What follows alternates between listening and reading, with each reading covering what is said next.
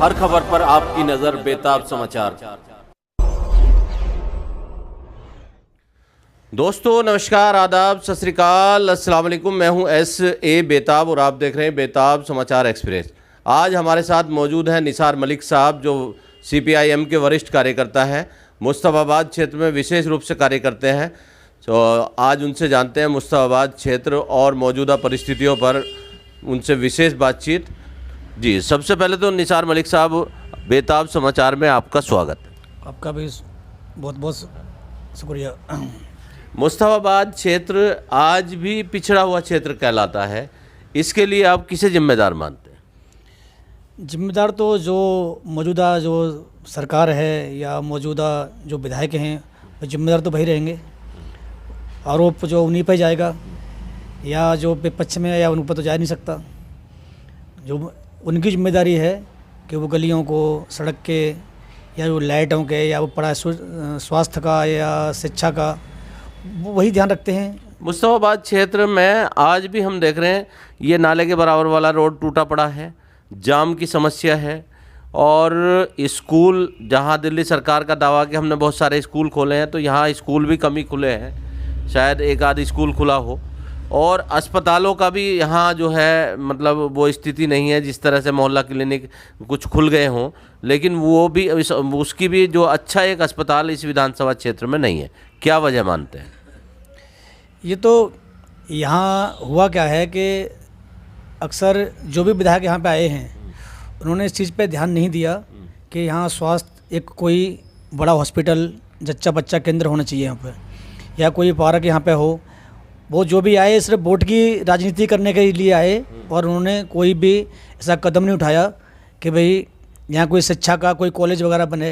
हमारे बच्चे आज यमुना विहार पढ़ने जाते हैं, वो आए दिन कोई एक्सीडेंट के शिकार होते हैं बच्चे, और बहुत दूर पड़ता है यहाँ से यमुना विहार।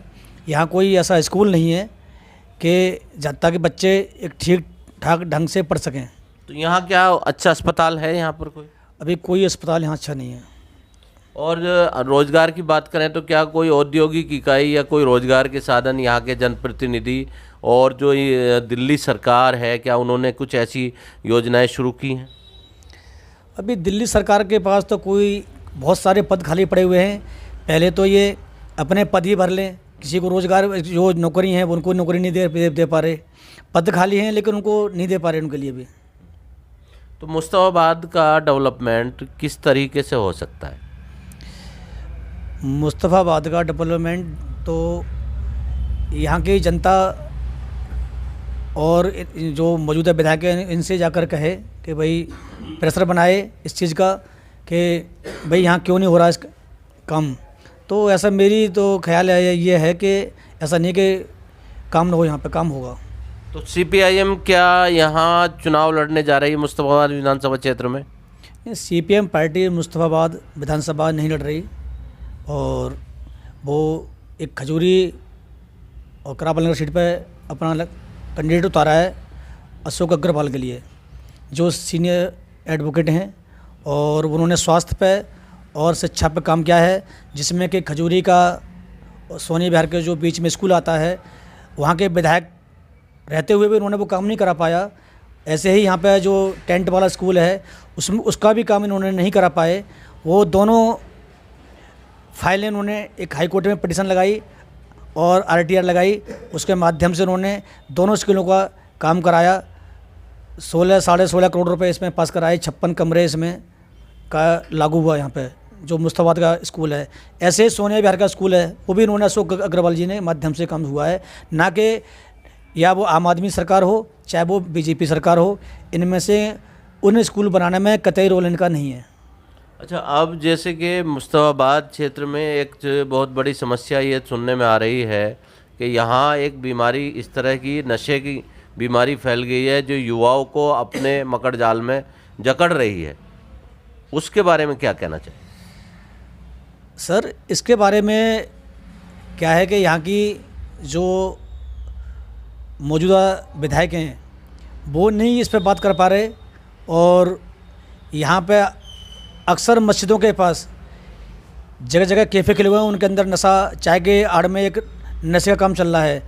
और कुछ लोग कहते भी हैं उनसे उनसे आकर के, तो वो जो है वो इतने बड़े दबंग लोग हैं कि वो उनकी सदरों की या आसपास मस्जिदों के जो लोगों की सुनते नहीं लोग, वो क्योंकि वो उनका पुलिस में फंस जाता है। तो इस काम को सरकार की और पुलिस की मिली भगत से काम हो रहा है, ये मेरी तो राय ये है। नहीं तो यहाँ आए दिन यहाँ पे मर्डर होते हैं, चाकूबाजी होती है, और यहाँ अक्सर नशे के में ही काम तब्दील होकर के कई लोग नशे में आकर के इस काम को अंजाम दे रहे हैं, और इससे क्या है कि क्राइम बढ़ रहा है।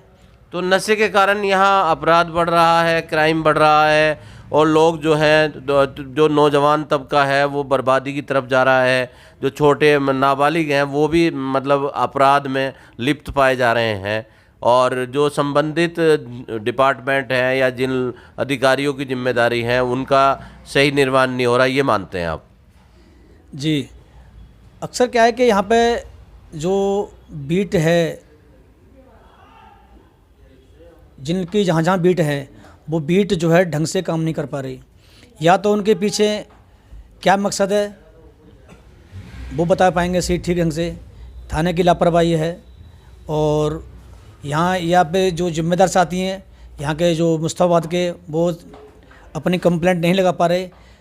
लेकिन हमने इसका CPIM पार्टी ने इसका सर्वे किया इस विधानसभा का, उसमें तकरीबन 50 केस हमारे पास आए, और उन पे हमने नशे में के खिलाफ जो हमने काम भी किया उस पर, और DCP ऑफिस में जाकर उसका एक एलिगेशन लगाई, और उस पर DCP साहब ने एक हमें आश्वासन दिया कि भाई नशे के खिलाफ हम जो है जहाँ जहाँ आप हमारा साथ दें। तो उन्होंने ACP को कंप्लेंट ट्रांसफ़र कर दी, और जितना काम CPIM पार्टी ने किया है नशे के खिलाफ, शायद ये अगर और पार्टियाँ भी करें तो शायद ये काम नहीं होगा यहाँ पर। हम जो है कि सत्ता में नहीं है कहीं भी दिल्ली में, जबकि हमारा कोई विधायक नहीं यहाँ पर हमारा। तो अगर हम ये चाहते हैं कि भाई हम क्यों करें इस काम के लिए, लेकिन हमारी जिम्मेदारी समझी हमने अपनी, और हमने नशे के खिलाफ DCP ऑफिस में इसकी इलेक्शन लगाई। सांप्रदायिक हिंसा 2020 में हुई, उसके पीड़ित बहुत सारे लोग हैं, अभी भी उभर नहीं पाए हैं। उनके परिवारों की स्थिति आज कैसी है इसे देखने वाला कोई नहीं है। तो क्या आपके द्वारा या आपकी पार्टी के द्वारा सांप्रदायिक हिंसा के पीड़ितों की कुछ हेल्प की जा रही है? जी, CPIM पार्टी जो दंगा पीड़ित हुए हैं लोग, और जो लोग मर गए थे, कोई भी सरकार, चाहे वो BJP हो या वो कांग्रेस हो, चाहे वो आम आदमी पार्टी दिल्ली में सरकार है, उसने जिम्मेदारी नहीं समझी भाई ये बच्चे कहाँ से पढ़ेंगे। CPIM पार्टी आज भी उनके लिए जो बच्चे जो आदमी ख़त्म हो गए थे उनके बच्चों को स्कॉलरशिप दे रही है आज तक। जबकि यहाँ पर सत्ता में आम आदमी बैठी हुई है पार्टी, तो जिम्मेदारी उसकी बनती है। विपक्ष में कांग्रेस भी, कांग्रेस के निगम पार्षद भी जीते हैं यहाँ, तो जिम्मेदारी उनकी बनती है भाई इनके बच्चे कहाँ से पढ़ेंगे, कहाँ से खाएंगे, तो उनको स्कॉलरशिप देनी चाहिए। तो उनकी बच्चों की फीस का इंतजाम CPIM पार्टी कर रही है और करती रहेगी। आखिर में मुस्तफाबाद क्षेत्र के लोगों को क्या संदेश देना चाहेंगे आप? संदेश यही है कि वो अगर संगठित होकर के लोग एक अपनी सोच सही बनाएं, और तो आने वाले समय में CPIM पार्टी का साथ दें, तो जो काम यहाँ का रुका हुआ है, तो वो मुझे उम्मीद है CPIM पार्टी से कि, और मैं उसका कार्यकर्ता भी हूँ, हम बगैर उसके लीडर के या बिना नेता बिना विधायक के भी इतना काम कर रहे हैं जो यहाँ के लोग काम नहीं कर पाते। लेकिन जब सत्ता में अगर कोई विधानसभा में कोई विधायक आता है, तो हम वहाँ पर जो भी काम रुके हुए, नाली का हो, चाहे वो स्कूल का हो, चाहे वो स्वास्थ्य का हो, उस पर काम करेंगे, और कर रहे हैं, करेंगे नहीं कर भी रहे हैं साथ साथ। चाहे वो सरकार के द्वारा नहीं हो रहा हो, लेकिन कोर्ट के द्वारा हम काम कर रहे हैं, कोर्ट से ऑर्डर कराते हैं, फिर काम कराते हैं। तो सरकार जब नहीं सुनती है, जब लोग हमारे पास आते हैं कि भाई हमारा ये काम नहीं हो रहा, तो हम हाई कोर्ट जाते हैं या चाहे वो सुप्रीम कोर्ट जाते हैं, वहाँ से काम कराते हैं अपना। तो ये थे निसार मलिक जो CPIM के कार्यकर्ता हैं, और इनका ये कहना है कि ये काम कर रहे हैं और मुस्तफाबाद क्षेत्र का डेवलपमेंट किस तरह से हो इसके बारे में काफ़ी चिंतित हैं। आप देख रहे हैं बेताब समाचार एक्सप्रेस।